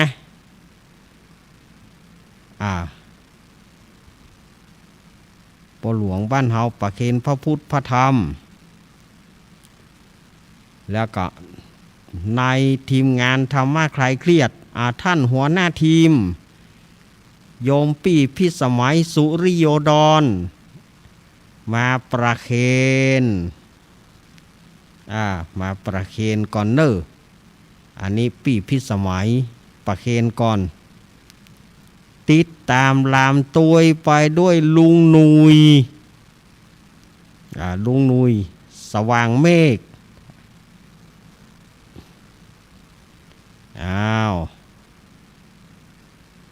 เจ้ามันประเคนแล้วก็ ประเคนแล้วก็บ่ต้องไปจับแถมประเคนแล้วก็ขาดมือโยมปี้พิสมัยสุริโยดรลุงนุยสว่างเมฆแม่บุญกแม่บุญแม่สมศรีลุ่มวัดแม่สุพิษแม่ย่อยสันทรายพ่อหลวงพงป่าซางไอเอกพะเยาลุงหนานเจ็ดสีคอนเสิร์ตเจ๊กะลุงหนานเจ็ดสีทีวีเพื่อคุณมา ลุงหนานเจ็ดสีไอสมนึกบุญทาวงศ์แม่พรป่าเศร้า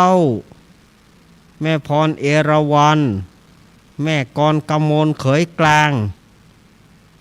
แม่อารีต้นเปาพี่สองสีจันตูนยายพรร้องงัวแดงสันกำแพงเชียงใหม่ยายพรถ้ามาบ่ไหวยกมือฉายไฟเดี๋ยวให้พ่อหลวงพงไปเอาเดี๋ยวให้พ่อหลวงพงป่าซางไปฮับเอายายพรถ้ามาประเคนบ่ได้ก็ยกมือฉายไฟมายกมือฉายไฟมาเอาพ่อหลวงพงป่าซางพ่อหลวงพงไปกำเหรอพ่อหลวงพงไปเอากำเนอะแล้วก็ แม่หลวงเจ็ดยอดแม่หลวงโบคำจันลอยไปแม่หลวงโบคำแม่หลวงโบคำมาเนอทีมงานธรรมะคลายเครียดของเฮานี่นะกู้คนนะบ่เว้นไว้ไผแม่กรกมลแม่แฟนพันธ์แท้แฟนพันธ์แท้มาแฟนพันธ์แท้มาแล้วก็ในหนึ่งในทีมงานธรรมะคลายเครียดนี่แหละมากันหมดเลยทีมงานธรรมะคลายเครียดกู้ท่าน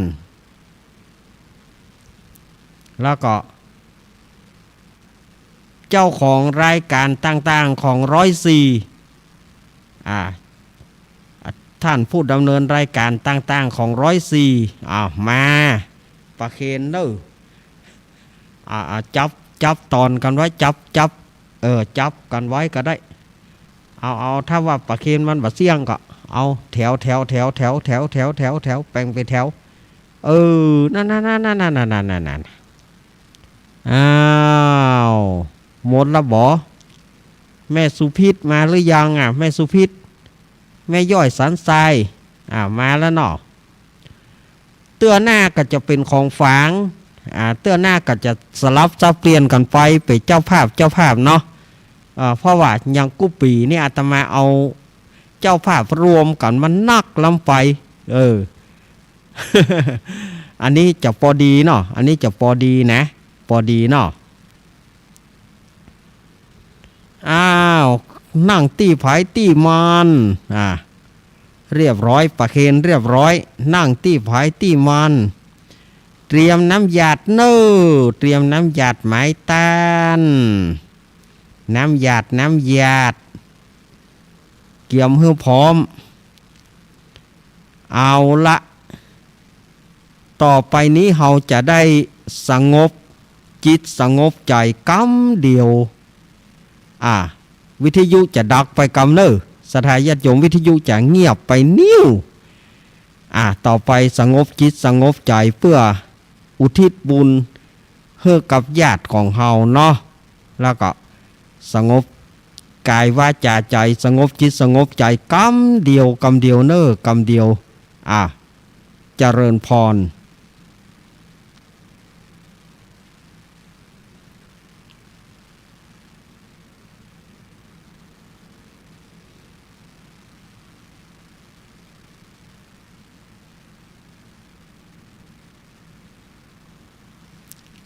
สาธุอนุโมทนาบุญสถาญาติโยมเอาต่อไป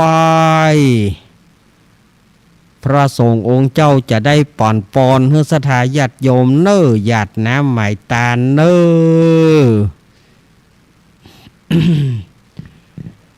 ยะถาวริวหาปุราปริปุเรนติสาครัง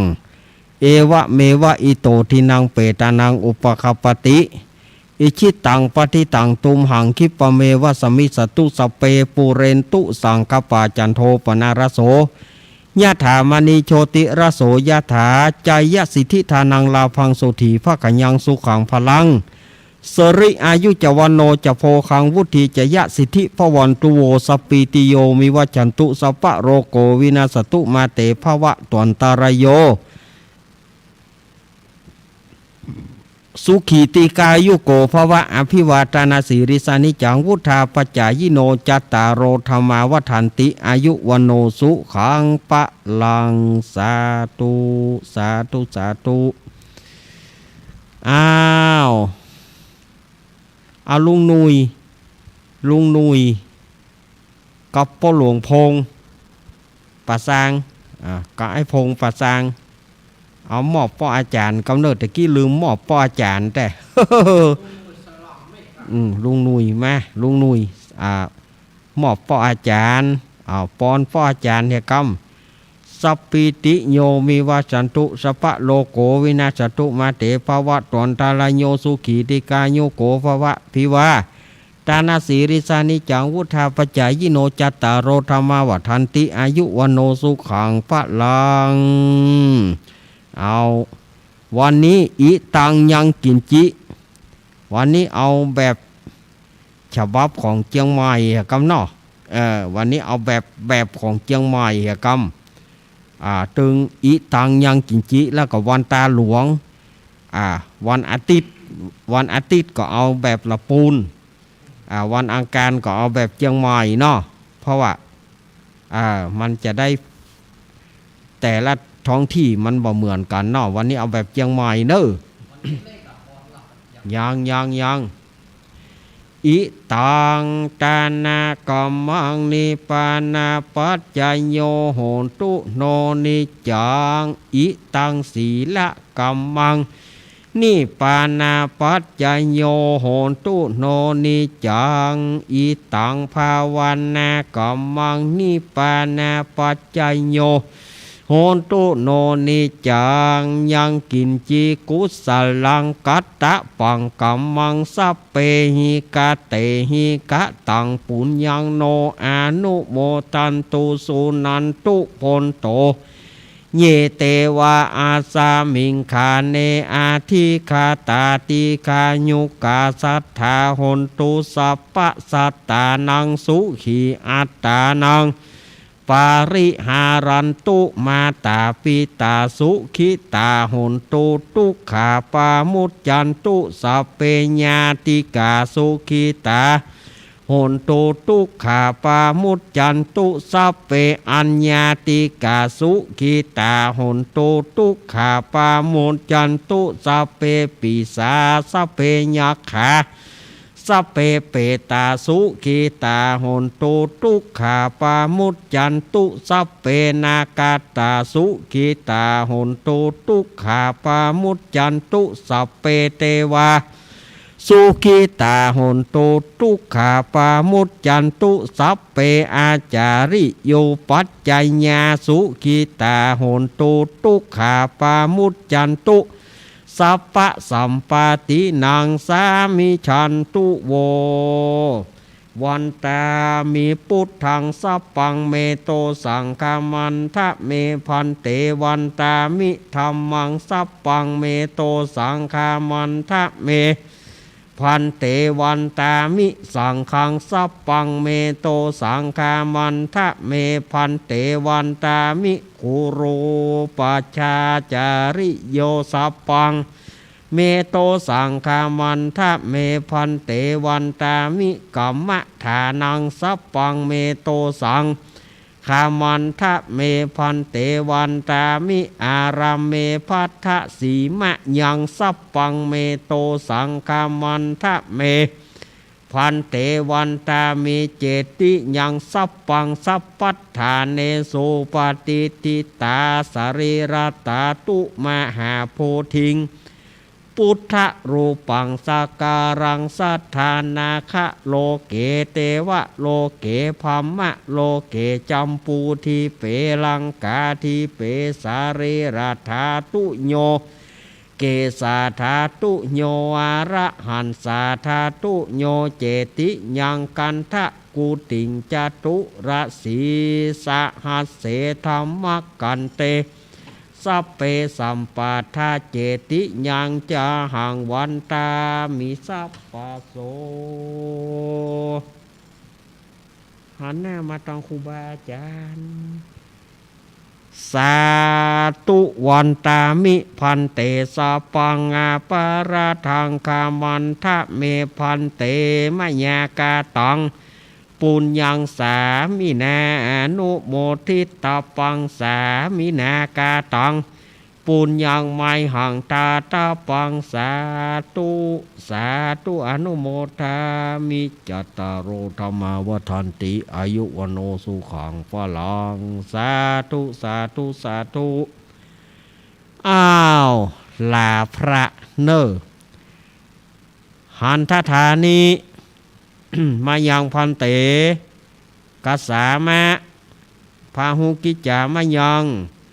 พาหุการณียายัสธานิตุมเหกลังมัญญทะขอศรัทธาต่างหลายจงสำคัญในกาละที่กวนเตสาธุพันเตสาธุพันเตสาธุพันเต อ้าวโชเฟอร์สารถีมาเอาสังโวยโวยโวยโวยอ้าวกิจกรรมยกวัดมาบ้านช่วงเข้าพรรษาก็เรียบร้อยโรงเรียนไทยไปเรียบร้อยเนาะเนย ถ้าถึงในภาษากรรมนี่เนย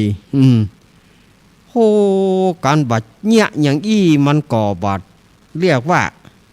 มันก่อบัดถึงพริกถึงขิงเนาะศรัทธาญาติโยมเราต้องทำให้มันถึงพริกถึงขิงเนยน้อยกะจ้างมันเนาะตะกี้เจถามอย่างก็เล่นละครยังไม่ได้เล่นเท่านั้นวันนี้ก็จะเอาอันนี้ลุงอ้ายมาว่าจะเล่นละครกันอย่างใดบอกหูนะมาลุงอ้ายว่าใดชาววัดจีครับคุณผู้ฟังจี้เขายบมายังอยู่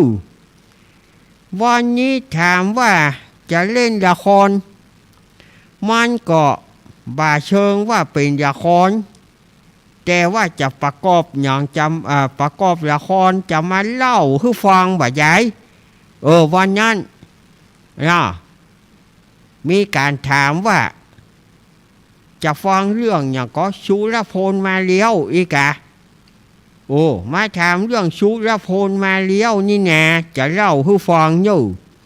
ในช่วงของลุงอ้ายนี่สมัยเมื่อปู่พลนี่นะสวัสดีครับพี่ไอโวครับสวัสดี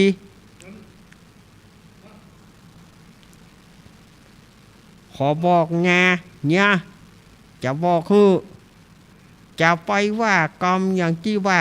ถ้าว่าจะทำยุงอ้ายจะพี่อ้ายจะจัดอะไรจะจัดละครจะเล่นฮือได้ก็ภายหลังจะไปว่ากรรมที่มันบดีกรรมเยอะจะบ่ได้จัดก่อนจึงหมดเนอะจะบอกคือไงจะไปเล่นออกอากาศมันออกพายุมันไกลอันนี้บอกคือดีเต้ๆละจะไปวันนี้พี่ไอโวกินข้าวกล่องกันเป็นยังครับยำพริกนี่ยำพริกเน็บนี่แต่เจ้ามาตัวหาครับแม่เนี่ยลูกบ่าวมาชงอย่ามาก็ว่าอีป่ออยู่นี่เนาะ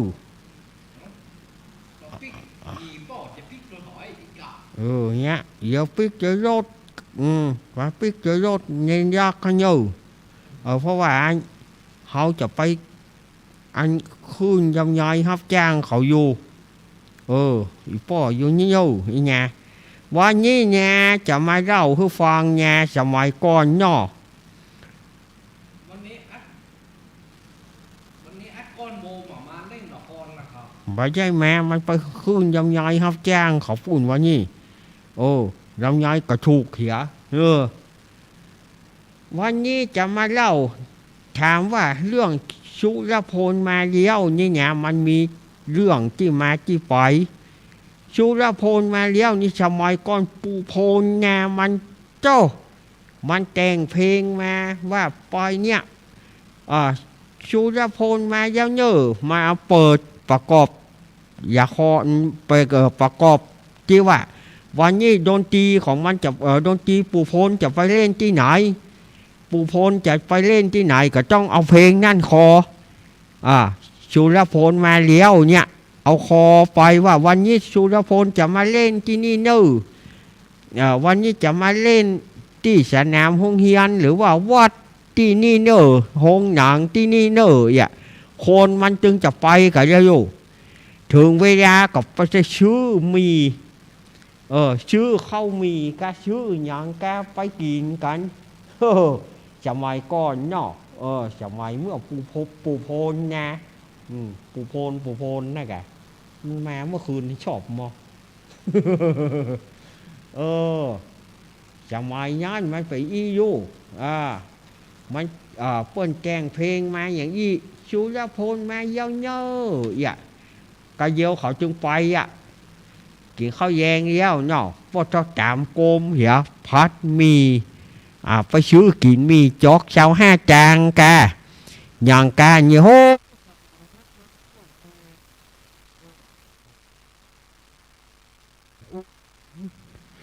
เนี่ย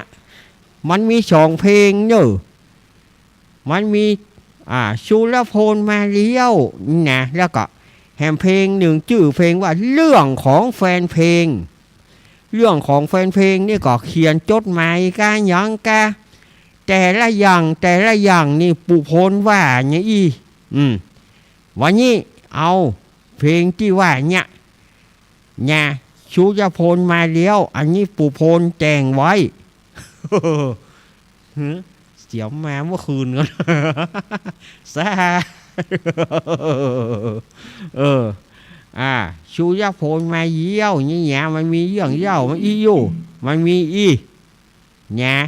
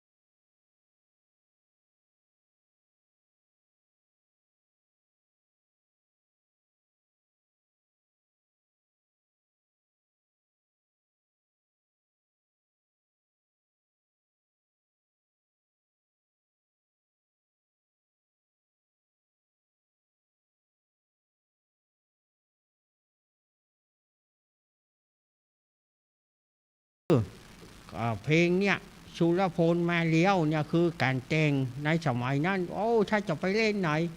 กะเดียวคนเก่ามันจะไป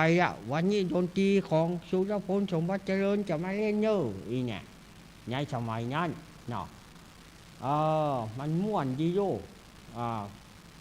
สมัยก่อนไปพออย่างวิกกับไปพออย่างแกนี่โอ้มันสมัยนี้มันม่วนมันมาเหมือนบัดเดียวนี่ถ้าเป็นสมัยบัดเดียวนี่มันก็ต้องไปปุ่นห้องหนังปุ่น สมัยตะก้อนมันว่ามีห้องหนังไอ้อย่างแค่ว่าห้องหนังใหญ่ๆปุ่นจอมจองปุ่นอันนี้ไงไอ้อย่างก็พูนชวีถ้าในเวียงก็ที่พระเนตรแล้วแม่ห้องหนังเมืองฟ้าห้องหนังไอ้อย่างสมัยก้อนมันก็ไปทำอย่างไง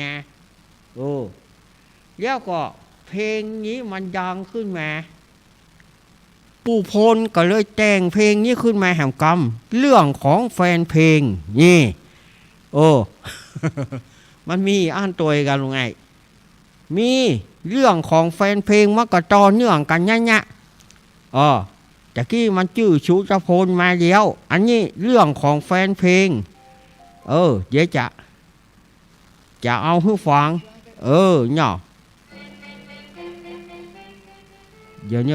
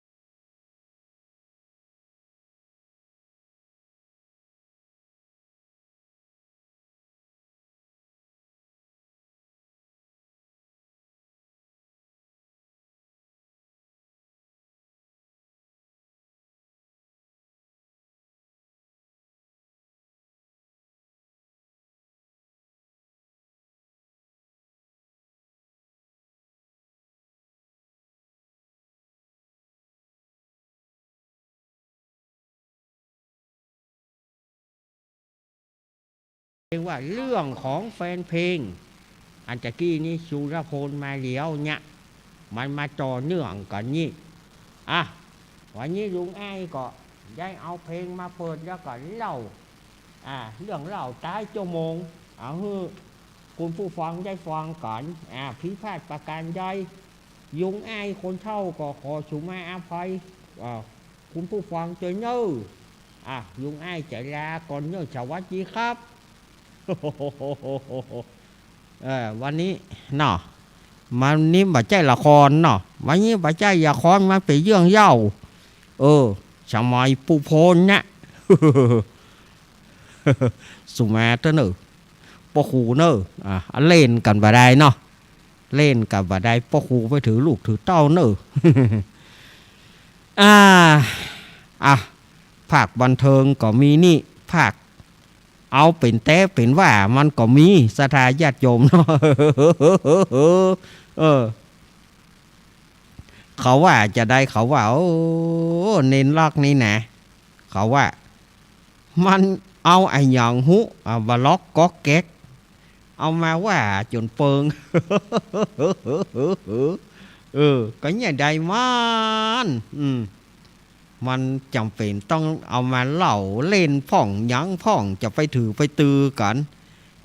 ไปถือไปตือกันก็บ่ม่วนคนเฮาจะไปถือสากันเนอ เล่นกันไปอย่างกันไปเนาะศรัทธาญาติโยมสาธุชนทั้งหลายช่วงเข้าพรรษาเนาะช่วงเข้าพรรษาศรัทธาญาติโยมใครจะปฏิบัติธรรมที่บ้านอย่างที่อาตมาว่านะเขาจะปฏิบัติธรรมที่บ้านได้ก็ได้เหมือนกันถามว่ามันเขาจะเอาไปชั่วโมงได้ก็ถ้านั่งบ้านนี่มันก็จะสักชั่วคู่ชั่วคราวเนาะเขาจะเอาไปชั่วโมงก็ถ้าว่าญาติโยมจะเอาชั่วโมงแต่นี่นะก็ต้องรอให้เจ้าบ้านหลับกันก่อนถ้าจะเอาชั่วโมงถ้าอยู่ดึกได้ถ้าอยู่ดึกอยู่ดื่นได้ก็ปฏิบัติธรรมภาวนาได้ต่อเมื่อเสียงมันเงียบอย่างมดนี่ก็จะได้อยู่แต่ถ้าว่ากวงหัวข้ามนี่ญาติโยมจะเอานั่งกำชั่วโมงหนึ่งนี่คงบ่ได้เพราะว่าอย่างที่อาตมาให้ฟังนะว่ามันมีเสียงอึกกระทึกคึกโคมนะมันมีเสียงอึกกระทึกคึกโคมจากตังบ้านตังจอง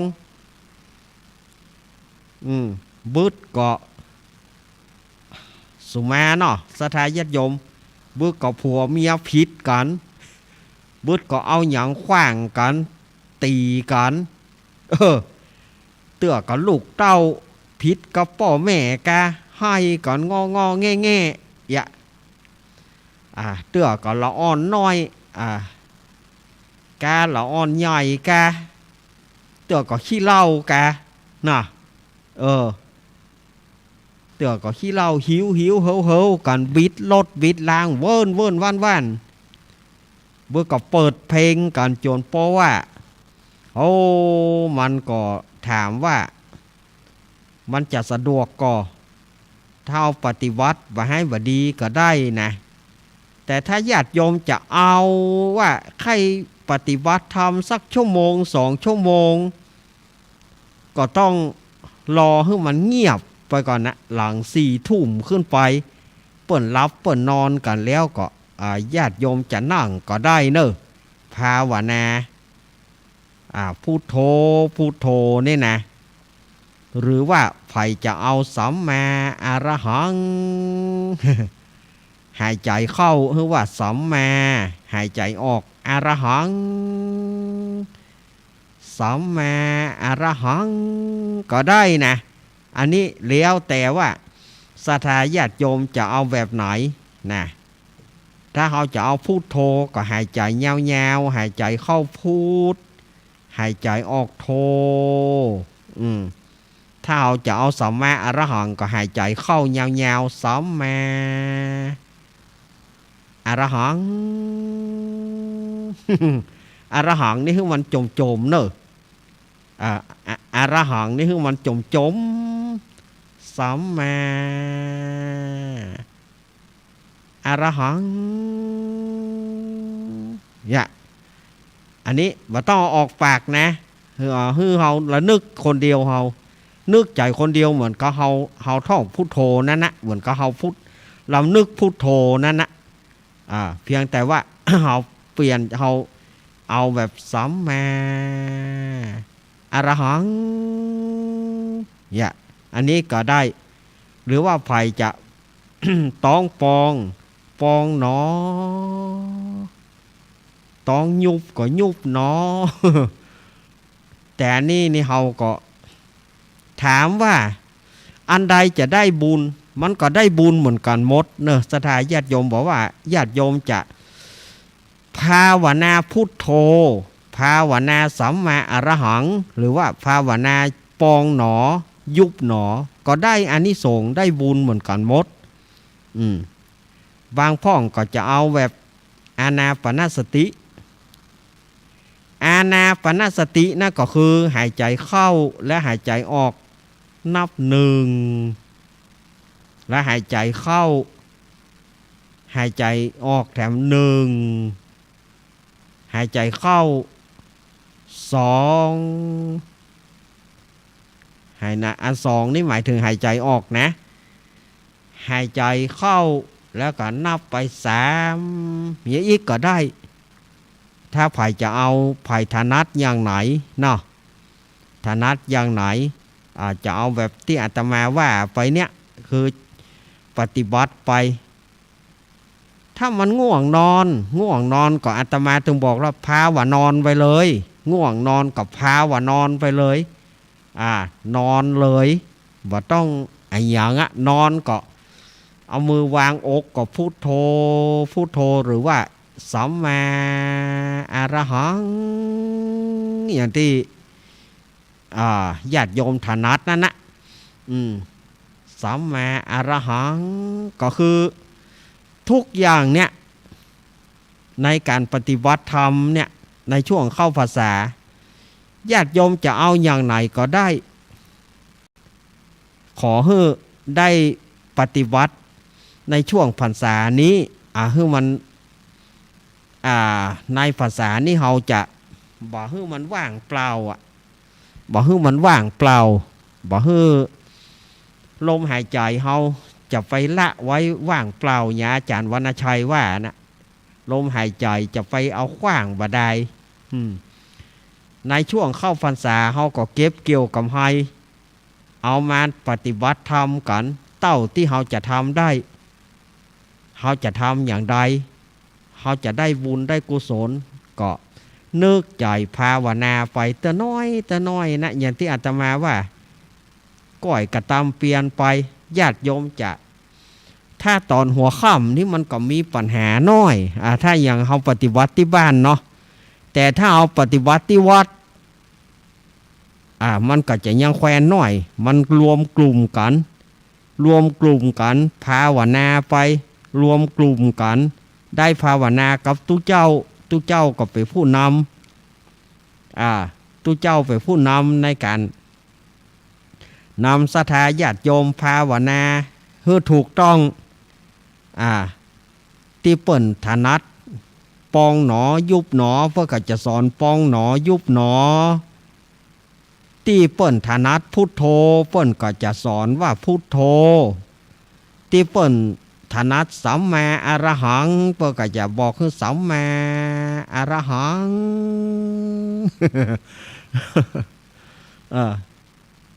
ถ้าฝ่ายต้องการอย่างใดฝ่ายที่จะภาวนาอย่างใดก็ได้ถามว่าอันใดจะได้บุญได้เหมือนกันหมดญาติโยมจะเอาแบบยุบหนอปองหนอก็ได้จะเอาสัมมาอรหังก็ได้จะเอาพุทโธก็ได้มันได้บุญเหมือนกันหมดแล้วเวลาเฮานอนเฮาจะลำนึกใจอย่างที่อาจารย์ว่าจะได้ก็ได้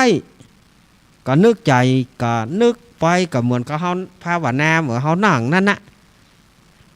ญาติโยมที่ถนัดจะเอาสัมมาอรหังก็สัมมาอรหังสัมมาอรหังสัมมาหายใจเข้านะหายใจเข้าคือนึกใจว่าสัมมาหายใจออกคือว่าอรหังอันนี้มันเป็นภาวนาต่างลัดอันนี้เพิ่นเฮาว่าภาวนาต่างลัดถ้าฝ่ายทำได้ก็ดีนะอันนี้การนั่งภาวนาหรือว่านอนภาวนาศรัทธาญาติโยมที่อีแม่ตึงนั่งตึงว่าได้ ก็นั่งบ่ได้กัดนั่งบ่ได้กับอย่างที่อาตมาว่านั่นน่ะพาว่านอนนั่นน่ะนอนเลยนอนเลยว่าถ้าไปอย่างทั้งสิ้นมันรับไปก็กลัวมันลวดก็หามันใจลวดเนี่ยอย่างก็ญาติโยมไปกึดคนเดียวนี่เนาะรับก็กลัวมันลวดพอเฮาตั้งพุทโธเพราะเพิ่นสอนคนว่าเพิ่นสอนคนที่ใกล้จะทอดจิตลูกกลัวมันลวดว่าถ้ามันลวดไปก็เฮาก็ซ้ำว่าต้องไปถือเฮาก็ซ้ำว่าม่วนไปไม่เหยมันลวดไปกับโป้นไปมันโป้นไปมันมาถึงเวลามันยิ่งใดมันก็ตึงบ่ตายไม่เหยญาติโยมอันนี้เอาจริงๆนะอย่างใดเฮาก็มันตึงบ่ให้บ่ดีมันจะไปตายได้ง่ายๆจะได้สุมาเถอะเนอะสถาญาติโยมจะไปถือไปตือกันเนอะอ้าวละเวลามาเวลดก็แปลว่าหมดเวลาเจ้าหน้าที่สถานีต่างๆโบกมือบายปล่อยเน้นละเขยปล่อยเน้นละเขยหมดเวลาแล้วหมดแล้วเนาะอังการหน้าก็ก้อยว่ากันไว้เนออังการหน้าก็โยกวัดมาบ้านกิจกรรมงานเข้ากิจกรรมเทศกาลเข้าพรรษาอาตมาก็ทำต่อไปนะแต่ก่อนที่อาตมาจะจบรายการนี้ก็ฝากไว้ช่วงเดือน12เพ็งจะตรงกับวันที่7กันยายนส่วนว่าตังเฮานี่ก็วันอังคารปีนี้วันเดือนกันยายนเนี่ยเดือนแฮมมันจะเป็นวันที่19เนาะวันที่9เนาะวันที่9กันยาอันนี้ไผจะห่วมตานหาผีตายเก่าเน่าเมินไผจะตานทำมาลายโพดเพื่ออุทิศบุญไปหาญาติตั้งหลายในช่วงเดือน12จะไฟหอนนะโอ้ยอันก็ญาติโยมก็แจ้งที่อาตมาได้เนอไผจะห่วมไปเจ้าภาพก่อนมาลายโพดเนอในช่วงเดือน12ตานหาผีตายเก่าเน่าเมินโซนใต้อาตมาจะเตะวันที่7กันยาส่วนโซนเหนือนี่เขาจะเตะวันที่9กันยาเนอเอาละว่าไปว่ามากินเวลาป่นไปนักแล้วเนาะอาตมาลาไปก่อนเนอเอาไว้อังการหน้าก้อยฟ้ากันไว้นะอภิวาทนาสีริสานิจังวุธาปจายโนจัตตารโอธรรมวัฏันติอายุวโนสุขังพระลัง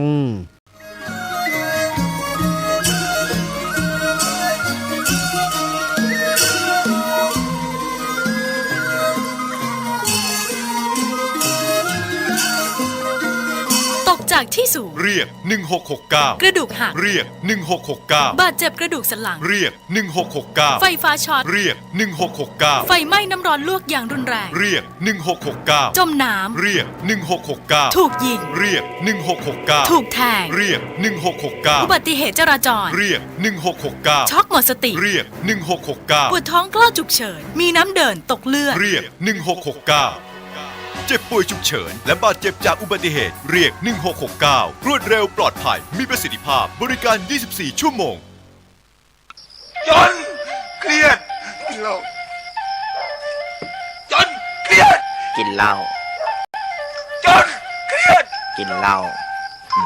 จนเครียดกินเหล้าจนเครียดกินเหล้าจนเครียดกินเหล้าก็เลยยิ่ง